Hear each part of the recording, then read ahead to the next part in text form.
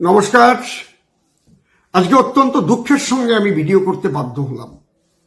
দেখুন, আমি ভারতীয় জনতা পার্টি করি, আর মাননীয় মুখ্যমন্ত্রী মমতা বন্দ্যোপাধ্যায় তিনি তৃণমূল কংগ্রেস করেন। সে যে দলই করুন না কেন, তিনি আমাদের মুখ্যমন্ত্রী। আমার বিরুদ্ধে 900-র উপরে এফআইআর হয়েছে পশ্চিমবঙ্গের বিভিন্ন থানায়। তারা শুধু কেস করেনি আমার নামে, তারা পথে নেমে তারা আমার ফাঁসি চাইছে, তারা আমার মৃত্যু চাইছে। আমি অত্যন্ত বিপদের মধ্যে দিয়ে জীবন কাটাচ্ছি। আমাকে বর্তমান প্রশাসন মানা করে দিয়েছে, আপনি এই সময়ে মুসলিম এরিয়ার মধ্যে ঢুকবেন না বা মুসলিম এরিয়া দিয়ে আপনি কোথাও গান করতে যাবেন না।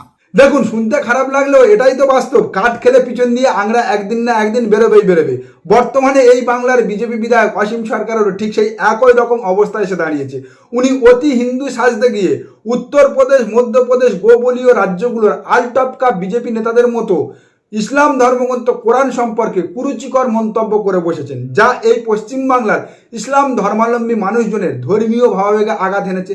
এবং অলরেডি তারা এই পশ্চিমবাংলার বিভিন্ন থানায় ওনার বিরুদ্ধে 900-রও বেশি এফআইআর দায়ের করেছে, যার মধ্যে খান 50 মামলা আবার কলকাতা হাইকোর্টে ফরওয়ার্ড হয়েছে।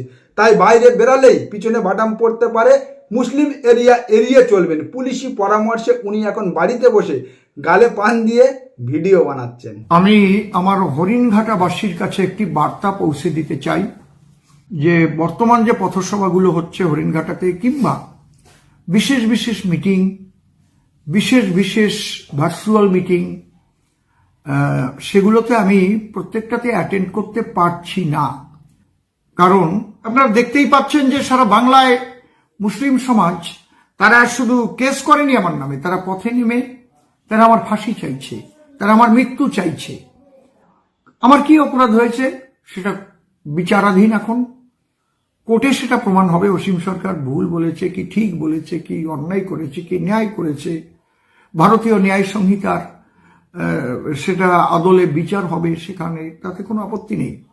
তাই আমার হরিণঘাটাবাসীর কাছে আমার প্রার্থনা, নিবেদন, আপনারা কাজ করে যান। কে টিকিট পাবে, কে এমএলএ হবে এটা বড় কথা না, পদ্ম ফুলে ভোট দেবেন সবাই। কে টিকিট পাবে, কে এমএলএ হবে এটা বড় কথা না, পদ্ম ফুলে ভোট দেবেন সবাই। যাব বাবা, যে কেউ টিকিট পেতে পারে মানে? তাহলে কি ওনার 2026 বিধানসভা নির্বাচনের আগে শিকড় যাত্রা নিশ্চিত? যেভাবে চারিদিক থেকে ওনার বিরুদ্ধে এফআইআর হয়েছে, 900-রও বেশি এফআইআর, তাতে কি উনি বুঝে গিয়েছেন যে ওনার আগামী 2026 বিধানসভা নির্বাচনটা শিঘরে কাটবে, নাকি 2024 লোকসভা নির্বাচনের বর্ধমান পূর্বের ক্যান্ডিডেটকে আর আগামী 2026-এ প্রার্থী করতে চায় না পার্টি?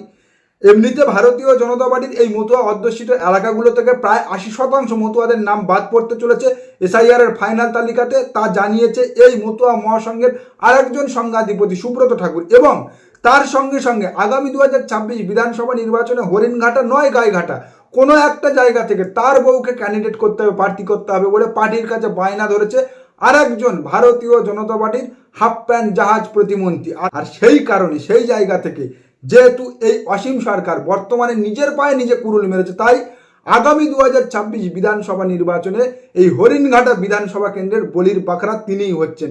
আর যা জেনে বা বুঝে যে আগামী 2026 বিধানসভা নির্বাচনে পার্টি হরিণঘাটা থেকে ক্যান্ডিডেট পাল্টাতে চলেছে, পরিবর্তন করতে চলেছে, এখন উনি বিপ্লবী সাজার চেষ্টা করছে। যারা হিন্দু সমাজ, আমি প্রত্যেকের কাছে নিবেদন করছি, আর কিন্তু সুযোগ নেই। এইবার যদি আপনারা বাংলায় ভারতীয় জনতা পার্টির সরকার না আনতে পারেন, তাহলে আর কোনোদিনও বাংলায় ভারতীয় জনতা পার্টির সরকার আপনারা আনতে পারবেন না। আপনাদের ঘর থেকে আর বেরোতে দেবে না। আর কোনোদিনও বাংলায় ভারতীয় জনতা পার্টির সরকার আপনারা আনতে পারবেন না, আপনাদের ঘর থেকে আর বেরোতে দেবে না।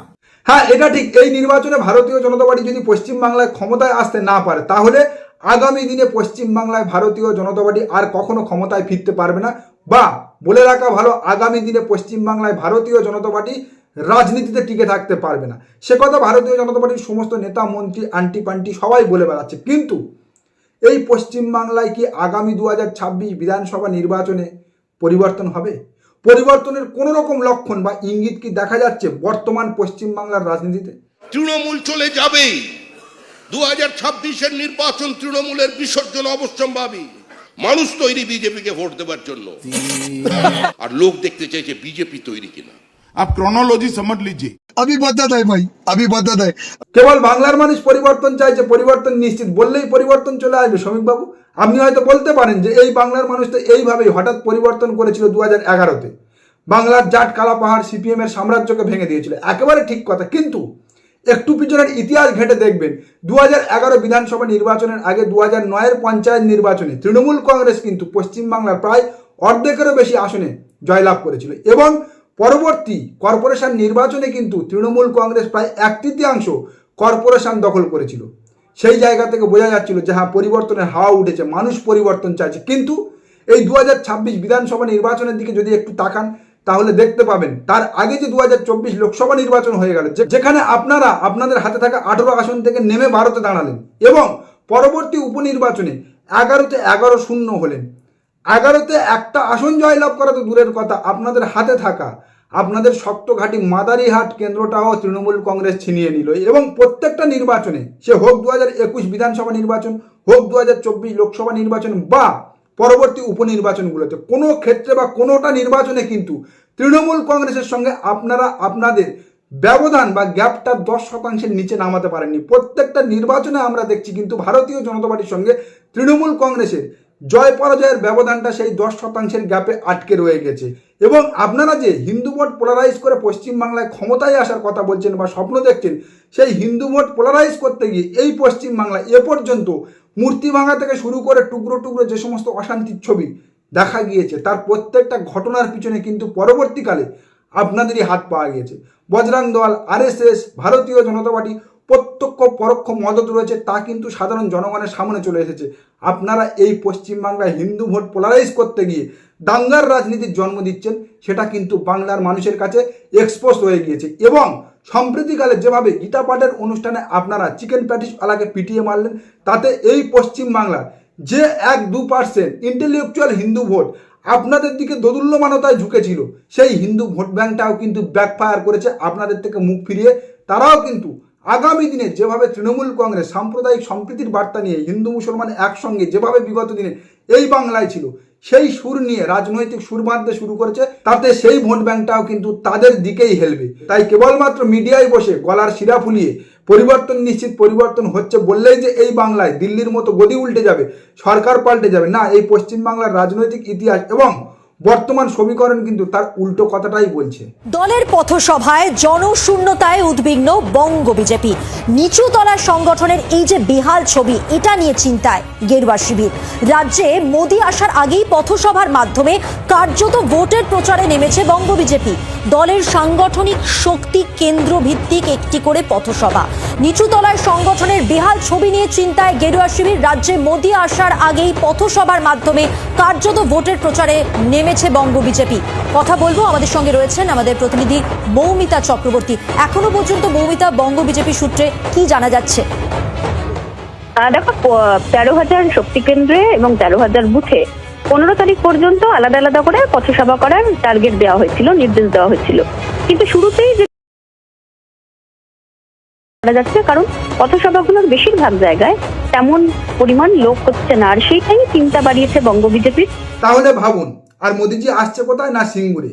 নিশ্চয় সিঙ্গুর নিয়ে রাজ্য সরকার বা তৃণমূল কংগ্রেসকে খোঁচা দিতে, বা আমরা ক্ষমতায় এলে এই মাটিতে আবার কারখানা করব, শিল্প করব, উন্নয়নের জোয়ার এনে দেবো, বন্যা বইয়ে দেবো বলতে, যেমনটা কিছুদিন আগে তিনি বিহারেও বলেছেন। বর্তমানে বিহারে কারখানা তৈরিতে, শিল্প তৈরিতে দূরের কথা, 10,000 টাকা যেটা অ্যাকাউন্টে মহিলাদের দিয়েছিল সেটাও ফেরত চাইছে।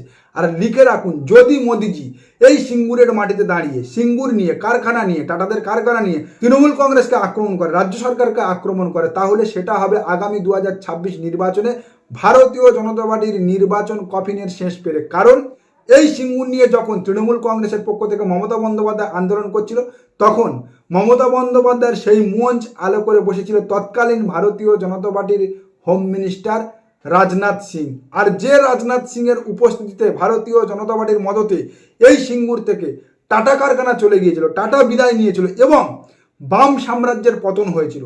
আর সেই বাম সাম্রাজ্য পতনের পিছনে যাদের প্রত্যক্ষ বা পরোক্ষ মদত ছিল, তারা যদি বর্তমানে এসে এই ঠিক নির্বাচনের আগে সিঙ্গুরে দাঁড়িয়ে শিল্পের কথা বলে, উন্নয়নের কথা বলে, শিল্প বিপ্লবের কাঁদুনি শোনায়, তাহলে লিখে রাখুন সেদিনকে কেবলমাত্র যারা মমতা বন্দ্যোপাধ্যায়কে ক্ষমতাচ্যুত বা গদিচ্যুত করার জন্য ভারতীয় জনতা পার্টিতে নিজেদের পিছনে পুটকি লাগিয়ে যোগদান করেছিল, নিজেদের ভোট ব্যাংক ট্রান্সফার করেছিল, তার একটা বড় অংশের ভোট ব্যাংকে গ্যামাক্সিন পড়বেই পড়বে। আর সেখান থেকে যদি অন্তত 2% ভোট ব্যাংক ফিরে আসে, পুটকি ছেড়ে যদি বামে ফেরে, তাহলে লিখে রাখুন আগামী 2026 বিধানসভা নির্বাচনে ক্ষমতা দখল তো দূরের কথা, ভারতীয় জনতা পার্টির এই বাংলার বিধানসভায় বিরোধী দলের মর্যাদা ধরে রাখা ওং সহায় ইতি গন্ধ পুষ্পে হবেই হবে। হর হর মহাদেব। নমস্কার, আজকের প্রতিবেদন এখানে শেষ করছি। দেখা হচ্ছে আগামী কোনো প্রতিবেদনে। আমাদের প্রতিবেদন সম্পর্কে আপনাদের মতামত অবশ্যই জানান আমাদের কমেন্ট সেকশনে। সবাই ভালো থাকবেন।